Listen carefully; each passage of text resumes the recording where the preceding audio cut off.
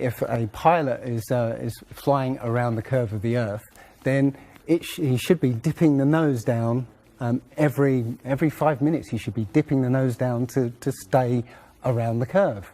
But the thing that really got me interested was, as you say, the gyroscope. In a plane, there is an artificial horizon, okay, and it's based on a gyroscope. And if you spin a gyroscope on a surface, it will want to stay upright. You can twist and tilt the surface as much as you like, the gyroscope will stay upright. So if a plane has a gyroscope and it starts following the curve of the Earth, the gyroscope would stay upright, which means the artificial horizon will start to roll backwards. But it doesn't. That's absolute proof that a plane flies over a flat surface rather than a curved one. Because I asked the pilot on my last flight, do you ever notice the artificial horizon rolling backwards? He said, no, but the artificial horizon has complex electronics in it to make sure it knows where it is on the Earth and it compensates. But I went to the manufacturer of the artificial horizon, and they confirmed to me that it's completely mechanical, nothing electronic in it whatsoever. So it's literally just a gyroscope that can freely move. So that right there is proof to me that planes fly over a plane. None of it makes sense. The problem is that we're taught as children, this ball Earth lie, and you might ask as a child, what about the people in Australia? They're standing on the bottom of the globe, won't they fall off? And your teacher says, no, gravity. And you go, oh, okay. And you never go back to that question. But when you go back to it as an adult and start looking at it with a critical eye, right, the whole thing falls apart. As you say, the globe is spinning at 1,000 miles an hour. Neil deGrasse Tyson, who's a leading astronomer in America. I'm Neil deGrasse Tyson, bitch. Tells us that the Earth is not a perfect circle. It is actually an oblate spheroid. It's squashed and wider at the equator. Yeah.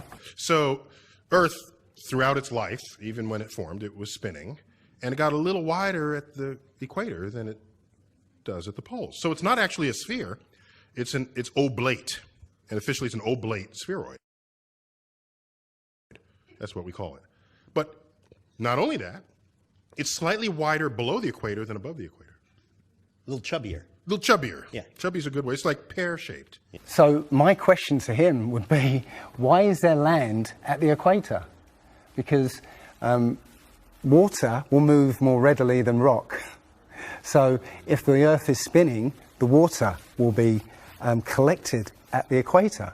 I mean, if you spin a wet tennis ball, the water shoots off at the equator, essentially. So all the water will be gathered around the equator. So why is there land at the equator? Doesn't make any sense. The other thing that's about the spinning Earth is looking at the stars. Now, directly above the axis of spin is the pole star, Polaris, directly over the North Pole. And we're told that the reason that all the stars spin around the North Star is because the Earth is spinning at 1,000 miles an hour.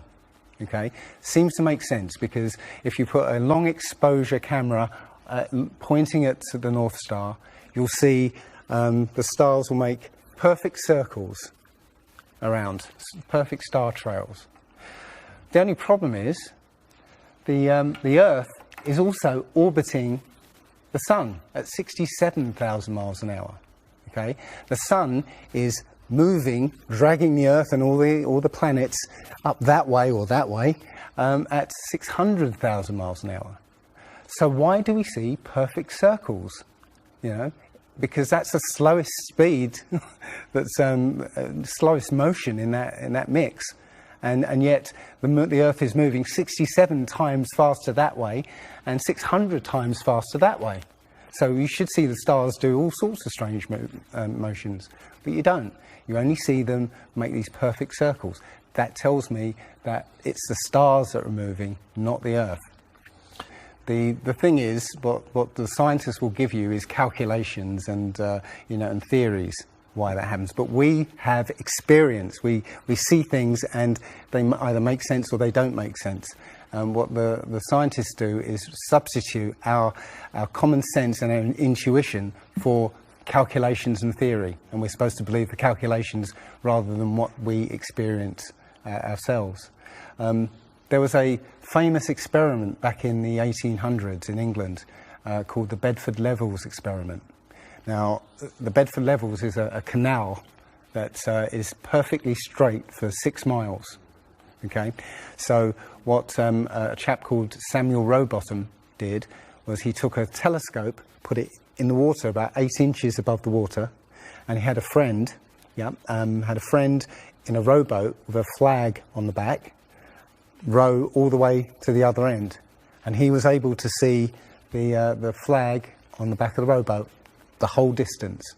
Now, according to spherical trigonometry, the curve of the Earth is 8 inches per mile squared. So over 5 miles, that's 5 times 5, 25, times 8, which is 200, works out, that's 200 inches, which works out at 16 feet. That means the boat should have been 16 feet below the horizon. He shouldn't have been able to see the boat. Now, the scientists will say, oh, refraction and this and light bending around the Earth and stuff. But the fact is, it's perfectly flat. And he in his book, he puts forward many arguments that show that, or many experiments that show the Earth is always perfectly flat. They say that you see the mast, go down last. Is literally just the way your vision works. Yeah, it's perspective and atmospherics basically. The limit of your vision is supposedly 3 miles. And then after 3 miles, you're supposed to see the boat start to go over the horizon. It's funny that Neil deGrasse Tyson again says that, explains that you can't see the curvature of the Earth from a plane. He says this, you can't see the curvature of the Earth from a plane because you're not high enough. The Earth is so big that you can't get high enough to see the curvature. Yet, you can apparently see a boat go over the curvature over the distance of 3 miles, which doesn't make sense. The thing is, when you look out and you see a boat start to go over the horizon, if you suddenly get a pair of binoculars and look, it comes back again. And once it goes out of the sight of your binoculars, if you get a telescope, it comes back again. It doesn't go over any curve of the horizon. What we found, many people have done experiments with very high-powered zoom cameras, and they've watched a boat sail out to sea, and they've just kept trained on this boat. And what they see is, after a very long distance, you see an atmospheric effect where the bottom of the boat disappears and and the top of the boat inverts, so you see a sort of mirror image. And that, with your eyesight, basically the bottom of the boat just melts into the horizon. One of the best examples of that is the Antwerp Notre Dame spire, which can be seen something like 240 kilometers away from the spire. So that should be over a mile below the horizon, and you can still see it. There's been a few famous examples just recently of a man who took a picture across the Great Lakes from Michigan and was able to see, I believe it's Chicago, which he shouldn't have been able to see. And the television station basically said it was a mirage. This is from Joshua Nowicki, and what you're seeing here is a mirage. We typically would not be able to see this from the Lake Michigan shore. We talked about this last night. Conditions are right on the lake that we're actually seeing a mirage of the Chicago skyline. But They always say it's a mirage, but for a mirage to happen, you have to have very specific atmospheric conditions. And there have been so many people who have seen exactly the same thing on different days, different seasons, always the same. You know, it's not a mirage. It's simply that you're looking across a plain. You see in a kind of pyramid shape. Yeah, you have a horizon at your eye level, and everything above the horizon will go down into the horizon. Yeah, everything below the horizon will seem to go up. Just like if you're in a long hallway, you'll see that the walls will start to move in, and the roof and the floor will start to move into the centre. Yeah, so literally between you and the object you're looking at, there's all sorts of things, sort of like waves going up and down, and while you can't see them, if they're beyond the limit of your sight, sometimes they can still obscure what you're looking at. But it's just because they're between you and it. And it's just the way, it's literally perspective.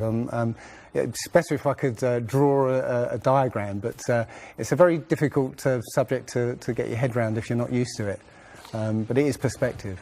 One sort of other proof is there's a place in Bolivia called Salar de Uyuni, which is a salt flat. It's literally 100 miles wide one way and 80 miles across. And it's perfectly flat. When it rains, literally you get an inch of water and it looks like a perfect mirror. Now, how does that happen on a sphere? Yeah, it shows you that, you know, if you're one end of this salt flat, you can see perfectly clearly the other end 100 miles away. So it's just showing you that, you know, the Earth is flat, and without the effect of the waves in the sea, you'll be able to see a whole lot further. If you were to go to NASA and download one of their photos of the Earth in the moon sky and put it in Photoshop, okay, drop the saturation and the levels down, you'll see that the Earth has been pasted in, because you'll see a rectangular box around the Earth. It's all fraud, it's all fake. Pretty much everything NASA puts out is fraudulent. There are no images of Earth from space. The only one that NASA actually claims is a photograph was from 1972, and it's the famous picture. It's got Africa sort of near the top, and it's the same picture they've been using for the last 40 or 50 years in every textbook. Every other image is what they call a composite. It's Photoshop. There was another layer to sort of simulate the atmosphere. And then there's this little bright spot. It's called the specular highlight. So it's the reflection of sunlight off of water. Those are the pieces, but you can't just slap them all together. It just didn't look realistic. It looks kind of flat, or the clouds are sort of too see-through. So I just hit Command Z a lot. There's artistry to creating the world. What I imagine it to be. Unfortunately, I'm not an astronaut. I've never been to space. But I've looked at these images over and over again, trying to sort of get the essence of it. It is photoshopped, but it's has to be. It is photoshopped, but it's has to be. It is photoshopped, but it's has to be. It is photoshopped, but it's has to be. And many of us have been looking at these images of Earth, including the one they called the Big Blue Marble, which was released in 2002, I think. Again, when you zoom into it with Photoshop, you'll see where they've used the clone tool in Photoshop to take a picture of one of the clouds and stamp it in various places around the picture. And they got lazy. In another image, they've even photoshopped the word sex in the clouds, which is a subliminal tool they use to get people to sort of relate to something. They literally, you can look at this and you can find it on NASA's website. In a video I'm working on at the moment, I've got a video from what they call the Galileo space probe, as it left Earth, it took a series of shots of Earth, apparently. And you see that over the course of 25 hours, the clouds never move. Okay. Now, I happened to find some pictures of satellite pictures of Earth, and I noticed that in these separately taken satellite shots, the clouds were exactly the same as the ones in the in this Galileo shot. So it's a cloud map. It would be very simple indeed to just silence everybody, you know, put an end to this topic once and for all, turn the Hubble round and show us Earth in real time, zooming in onto a place so that we can see what's happening at that place, and we know that there is something up there looking down on us from space. But they will not do it. They can't do it. It doesn't exist. It literally doesn't exist. When you go onto the plane tracking software, you'll see hundreds and hundreds of flights over the northern hemisphere, and you can track those flights from beginning to end. When you look at any flight in the southern hemisphere, what you'll find is the flight takes off and disappears off the tracking, usually about an hour after takeoff, and then later on will reappear an hour before landing. Now, there's no explanation for it. I mean, the point is that distances are very different, and distances and flight plans are very different on the flat Earth than they are on the ball.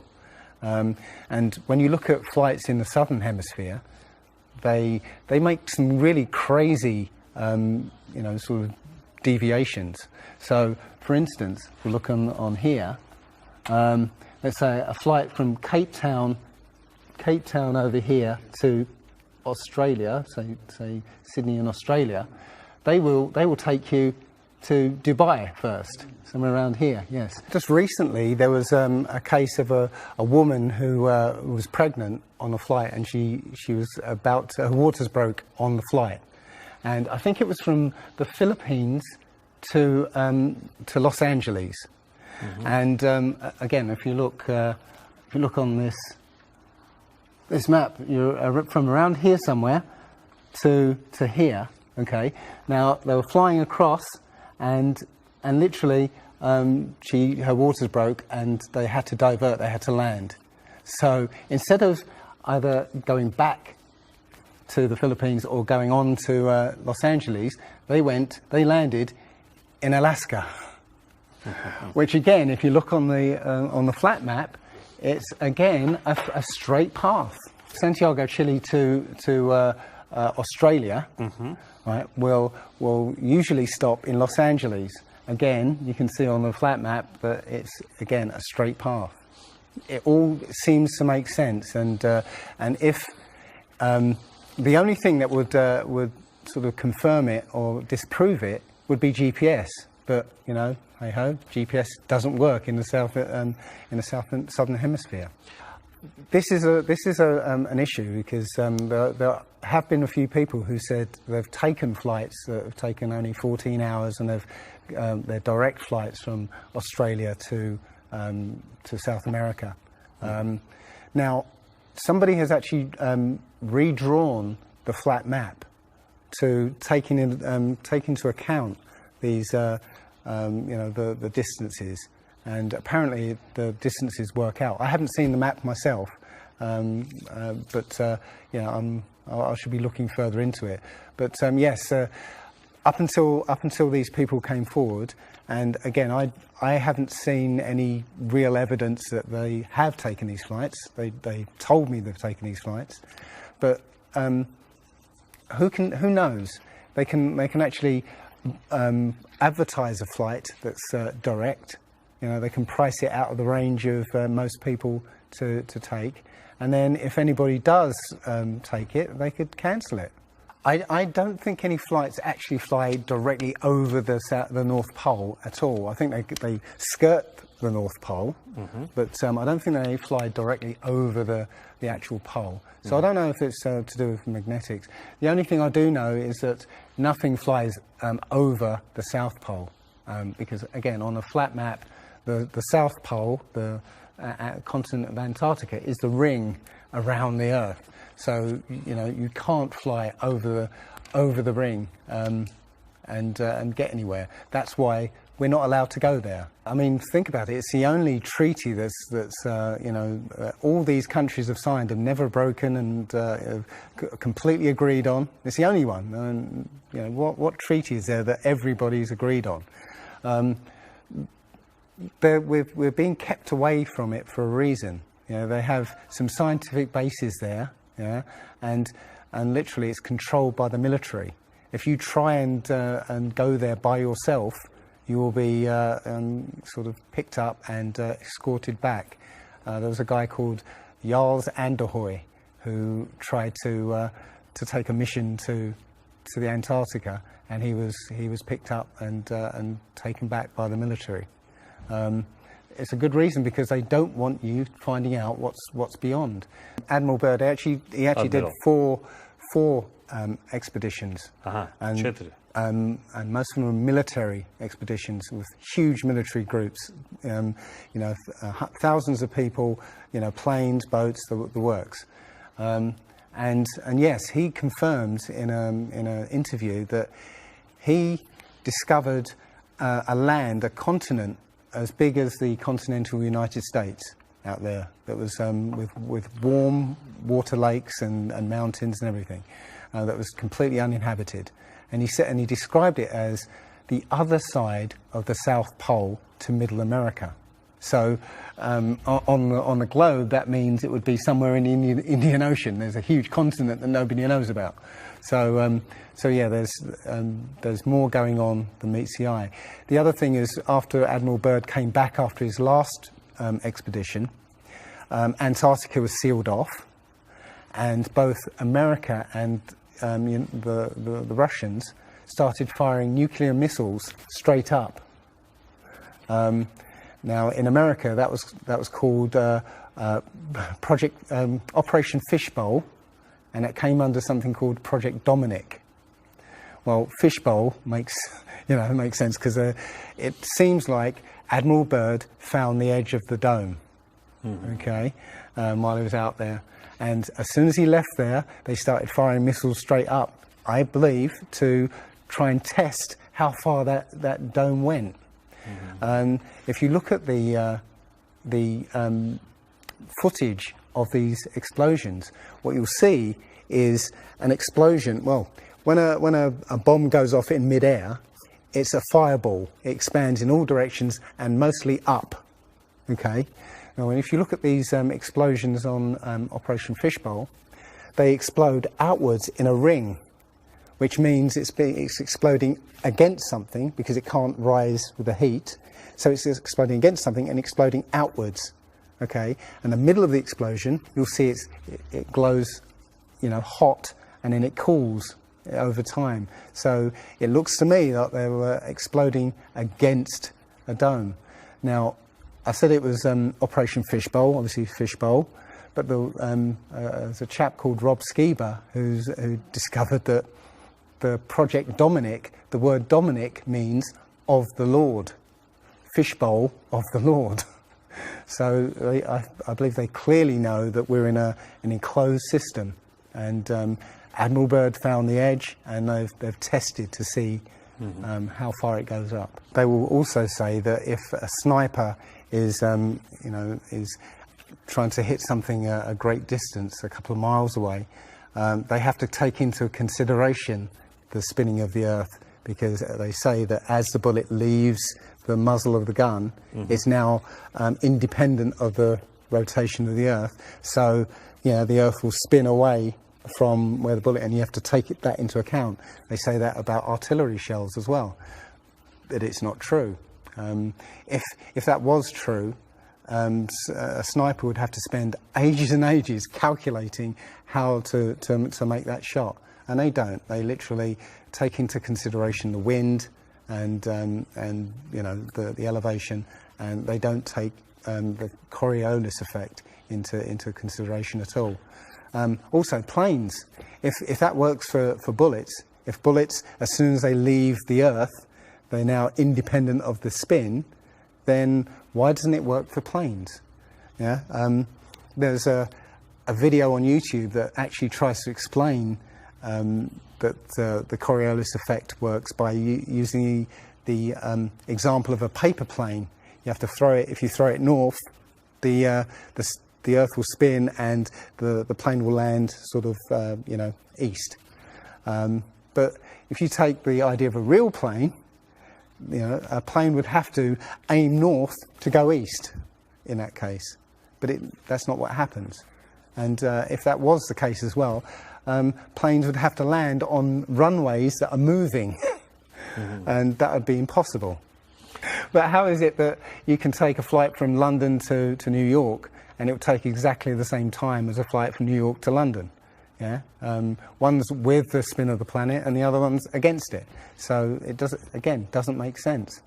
They'll say that the whole atmosphere is moving, yeah, with the planet, but that doesn't make sense either, because the atmosphere, say it's that thick, the top layer of the atmosphere will be moving slow, and as further you get in, will be moving faster. So how, if everything is moving like that, how do you get a light breeze that blows against the spin of the planet? How do you get a breeze that goes from north to south? It just doesn't make sense. And again, science will give you calculations and esoteric ideas, but you can go out and look for yourself, and you'll see what makes sense and what doesn't. The other thing is that we have senses to be able to sense acceleration. Yeah, you get in a car and somebody puts their foot down, and you get thrown back in your seat. You can feel the acceleration. Yeah, you can feel changes, very minute changes of acceleration.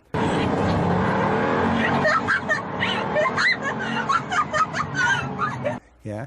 So how is it that if you live up here in Macedonia, yeah, which is spinning at maybe 700 miles an hour, yeah, because the speed it's spinning is slower than this speed. So if you took a flight down to Africa, yeah, on the equator, why don't you feel the change in acceleration? Yeah, so why don't you feel the change in acceleration? You have these senses that will register the slightest change.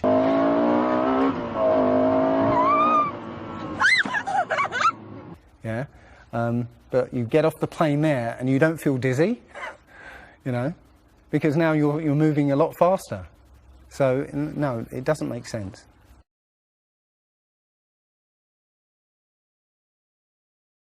Well, you saw from his balloon when he stepped out on the platform, the curvature of the Earth. Yeah, it looked very obvious. Oh, everybody pointed it and said, "Oh, look, there's a curvature." But when you actually looked at the ground, when you looked at the Earth, well, it was New Mexico. That's where he jumped. The whole Earth that you saw there was New Mexico. So if that was a curvature, the Earth must be very, very small indeed, and New Mexico must take up a huge part of it. Yeah, it was a fisheye lens to curve that, to make that curve. And when he jumped, it took I think it took him like 2 hours to get to that height. Yeah, he went straight up.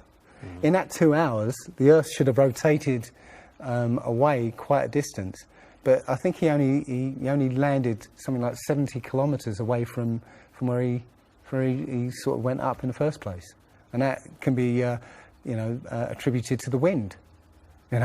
So no, I mean that there's no proof whatsoever. There is so much to this. As I said, if you start looking and asking questions about the very basic things, you'll find that the answers you were given as a child just do not make sense.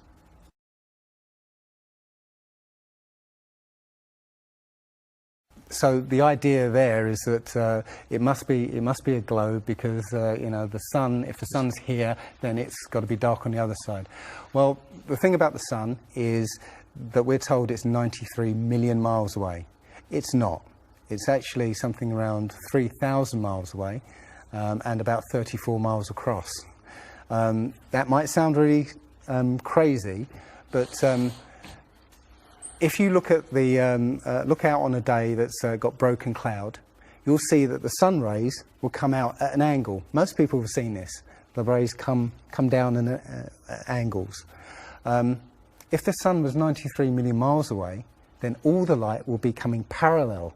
So if you imagine, there's no way to show 93 million miles, but something way, way over there, all the light that reaches this globe will be parallel. There's no way that light can come that far and spread out like that.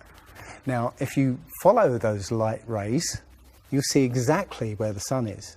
And as I said, it works out to be about 3,100 miles. Now, if that's the case, and the sun is circling over this flat plane, yeah, its light range is limited. So it's illuminating the part of the Earth it's like over at the moment. So, say over Europe, it might, or over South America there, it's over there. Well, Australia's going to be in the dark because the sun isn't going to throw enough light to illuminate Australia. Yeah.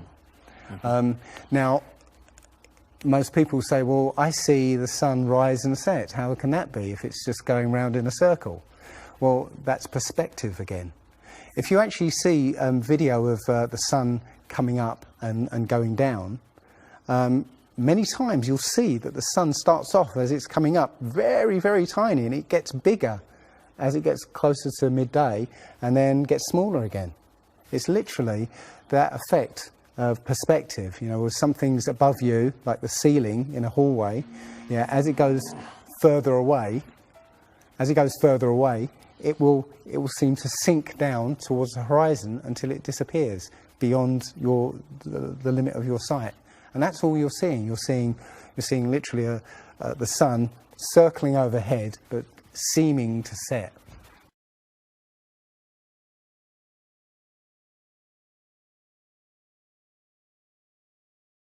There was a team in California that launched a rocket 75 miles up. And you can find this video on YouTube. It's difficult to watch because the cameras, there were 7 cameras on this rocket, and it was spinning as it went up, so it's very, I say, difficult to watch. But this chap, Refi, studied this video meticulously, looking for some kind of mistake or some kind of evidence, and he realized that he could see the moon.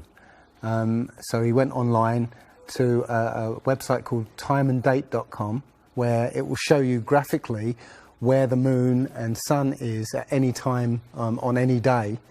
And he did a bit of detective work to find out exactly when the rocket was fired, and found that the moon should have been on the other side of the planet, over Australia. Now, the rocket was 75 miles up and it could see the moon, but anybody down on the ground wouldn't be able to see it. But the point is that if the moon was over Australia, on the other side of it would be on the other side of the planet, which is, okay, there. So down there on the other side of the planet, and the rocket went up here. So there's no way that rocket should have been able to see the moon on the other side of the planet.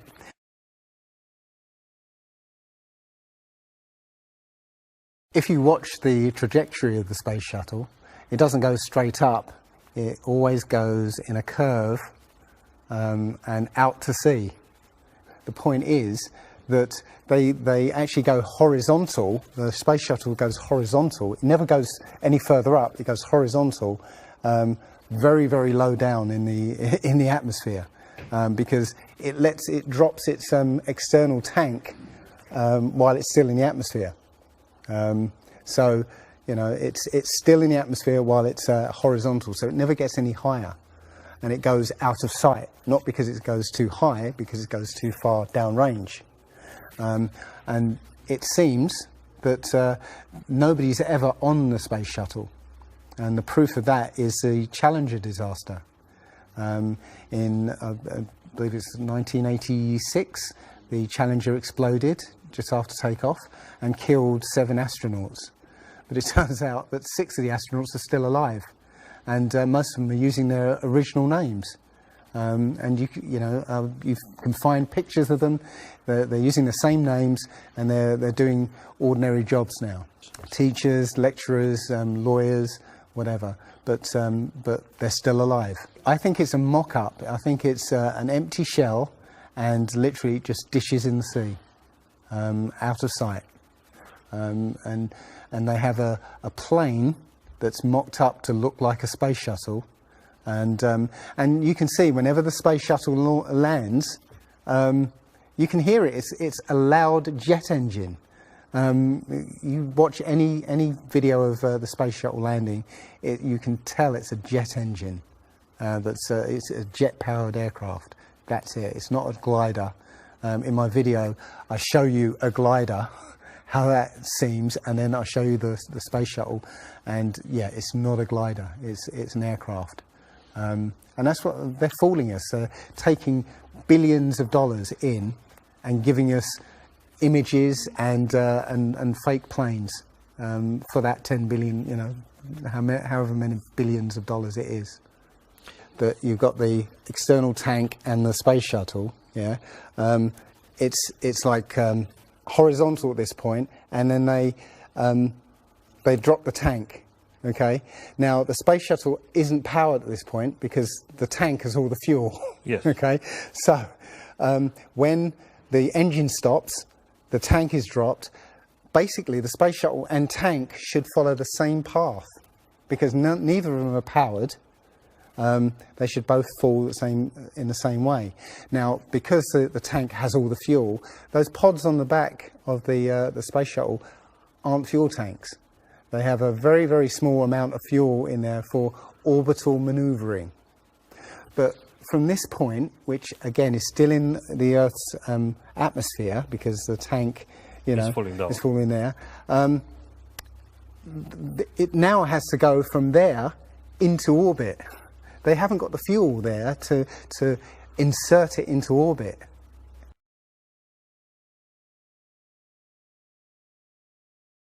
Disney and NASA have worked very closely together.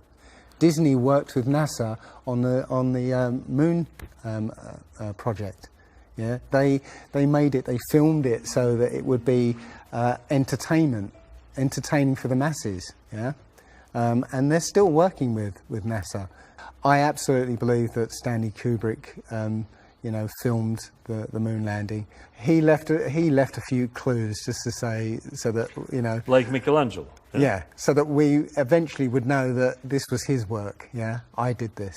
It's a joke. It was meant to fool people in 1960s. So you got like clear footprint, but yet you don't have where an impression where the pads of the lunar lander were. Or a blast crater where the engines were blasting downwards, and also the camera followed the capsule straight up, right, and it followed it very precisely, right, and it stopped when it started to pitch over, right. Now NASA says, oh, we did it remotely. Well, there was a 2 or 3 second delay between sending signals and the camera starting to respond, and then another couple of seconds for them to see what's happened. So it's next to impossible to get that sort of accuracy with that kind of and it's only done once. I mean, they can't sort of keep doing it over and get it right. You know, they do it once and they got it right the first time. So no, it's either they left an astronaut on the moon to film them, or it was fake. It was fake. It was absolutely fake. There's not too many people involved in this. I mean, NASA controls space as such. The other agencies have popped up, but literally it's a money-making scheme. NASA makes, you know, hundreds of billions of dollars a year. Dobra, Rusy. Okay. The Russians, okay, they're getting in on the act as well. You know, they make money from this. And have you seen the imagery that they put out? The Chinese have put out, or I think it was the Japanese that put out images of Earth from the moon, and it looks even more fake than NASA's ones.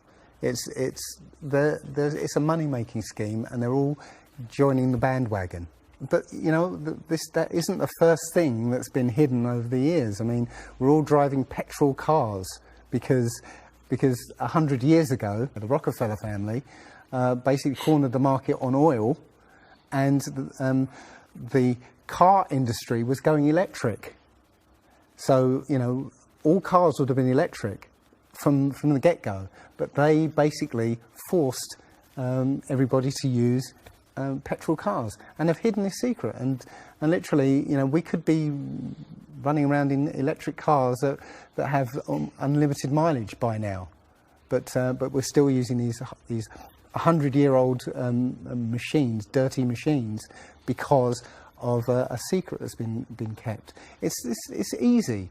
If everybody's been trained into believing that this is real, right, and there's space, and it's within our interest to explore space and you know, go to the moon, go to Mars, yeah, people will pay for it, and they're making billions.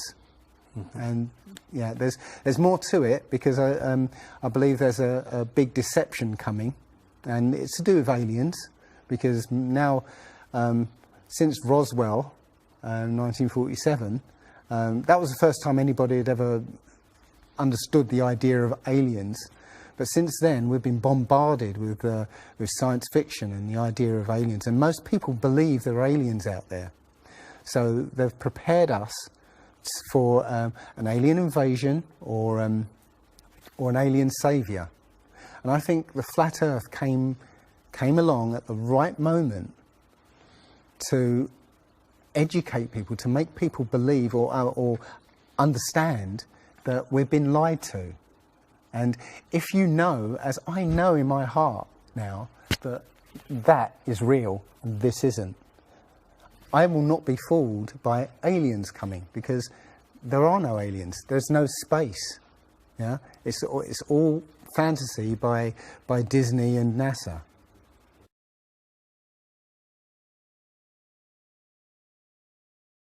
Well, the Bible has a very, very clear view of what this place is, and it matches that place more than it matches this.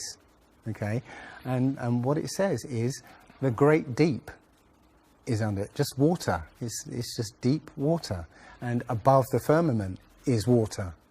And you know, it says in Genesis that he separated the water below from the water above, and made a space, and then made dry land appear out of the water. So what's under the flat Earth? Well, it's water, and it just goes on. Again, I don't know for sure, because I've not been under there. I don't know what's past the outside of, or the you know, the first few hundred miles of Antarctica. But everything I've seen over the last year and a half tells me that is true and this isn't. And I'm starting to believe and trust my intuition about this.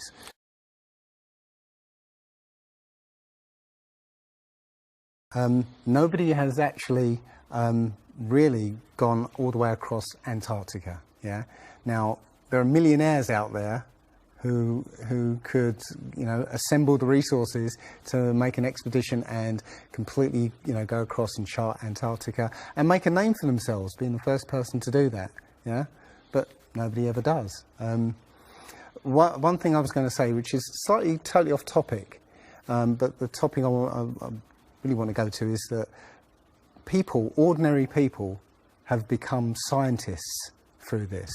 Okay, you know, the science community is ignoring a lot of the things that we're looking at, and so normal people are going out and doing experiments. And one of the experiments has turned up an amazing fact that we've not been told, and it destroys the whole idea of this heliocentric system. And that is the moon.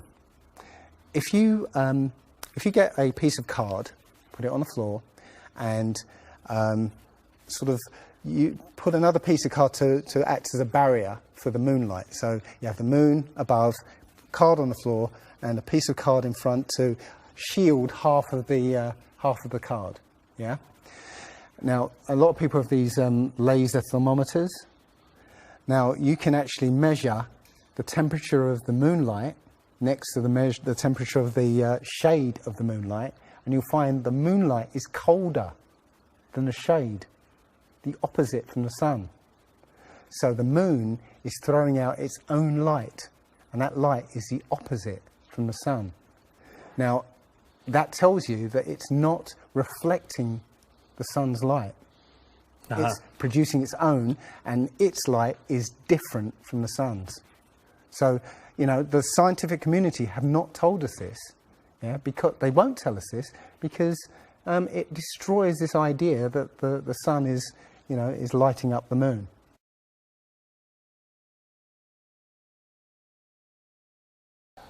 This world is very different from what most people think it is. There are very powerful people who essentially rule this world right now. And the ordinary person is a slave in this world. And slaves aren't educated. You know, they're taught what they need to, or, you know, they need to know. That's it. They're not taught truth. They're taught what they need to know.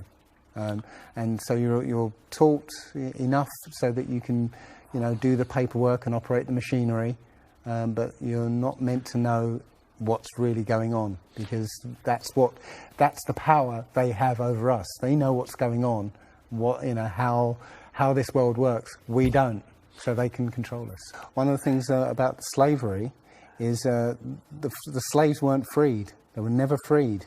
When the 14th Amendment or 13th Amendment, I can't remember which one, actually made everybody a slave. If you're a citizen of a country, you're a slave. That's what a citizen is. So they literally extended the slavery to everybody and made it an open prison, and that's where everybody in the world lives now. We're slaves to very powerful masters. We don't see bars. No. Yeah? The bars are the borders of the country. Right? You have to use a pass to get out, and they'll let you out if you show them your pass. Yeah, and sometimes they won't let you out. You know, as I was coming here, I was lining up to go on the plane, and somebody in front of me was told, no, you can't fly. They found something in your bag, so you can't fly today. So, you know, we have, as I said, we have natural rights to travel anywhere on this earth. We were born on this earth. We have the right to travel anywhere. But our masters have kept us in small, open prisons that you need to get permission to move around.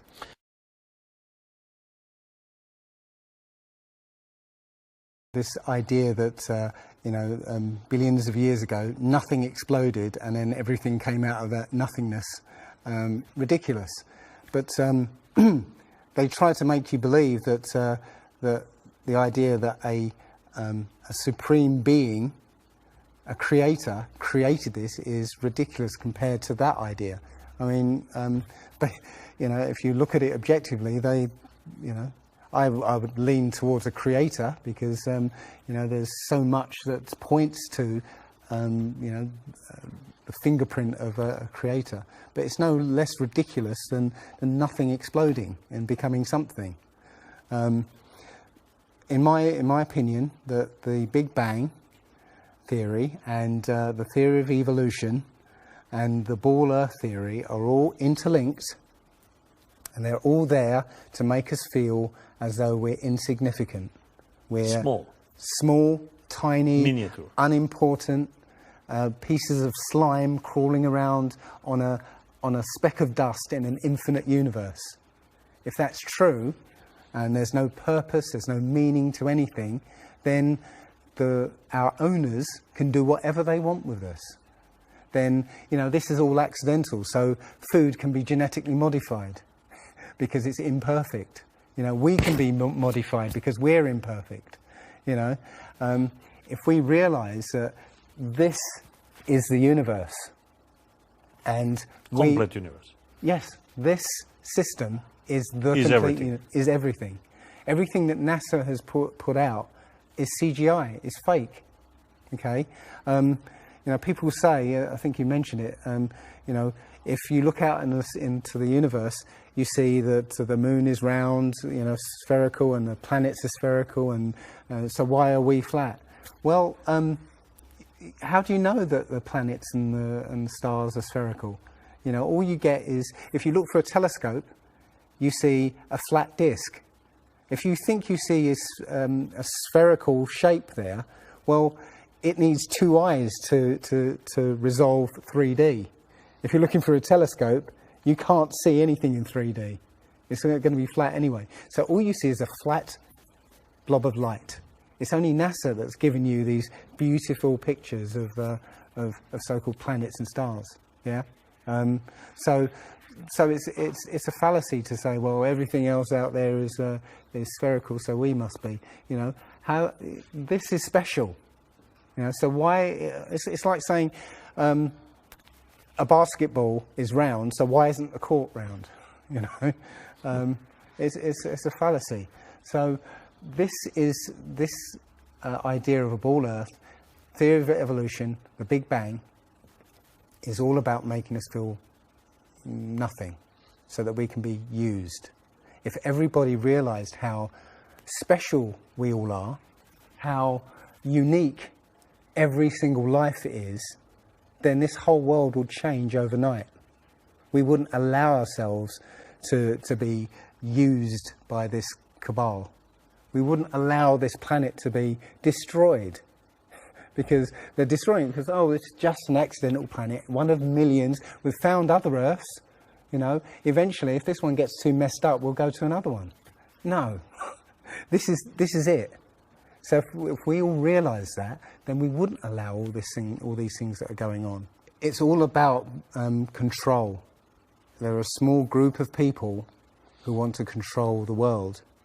And because there's so many of us out there, you know, they can't control us directly. They can't, you know, this small group of people can't, you know, come round to all of us and control us directly. So they must use our own minds, our own hearts and minds against ourselves. And this is what they've done. They've educated us into this world, into this globe spinning, you know, heliocentric Big Bang evolution world, which makes us nothing.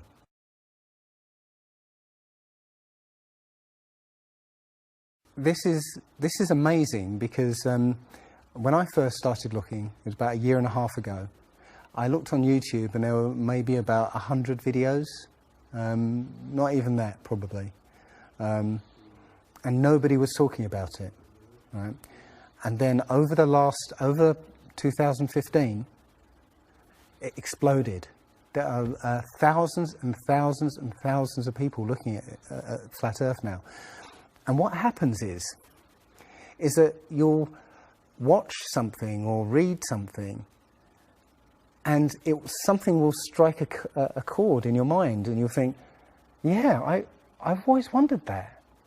And what will happen is you will start feverishly researching. I mean, what happened to me was, as soon as I got that, I spent every waking hour looking for things and testing things, and this seems to be replicated with thousands of people around the world who suddenly come into this. They start, you know, researching and getting a passion for this, because this is what I think, it's the truth, and we recognise the truth when we hear it, and you know, we feel it, and this I believe has come at the exact right time, so that we awaken to what's going on in the world. Nothing else, you know, 9/11 even hasn't awoken people, right, to this extent. You know, for me, I've been an atheist for 40 years. From the age of 13, you know, I didn't want anything to do with God and Bibles and whatever and religions. And now I know for a fact there is a creator. I've seen his fingerprint, you know, not just with the Flat Earth.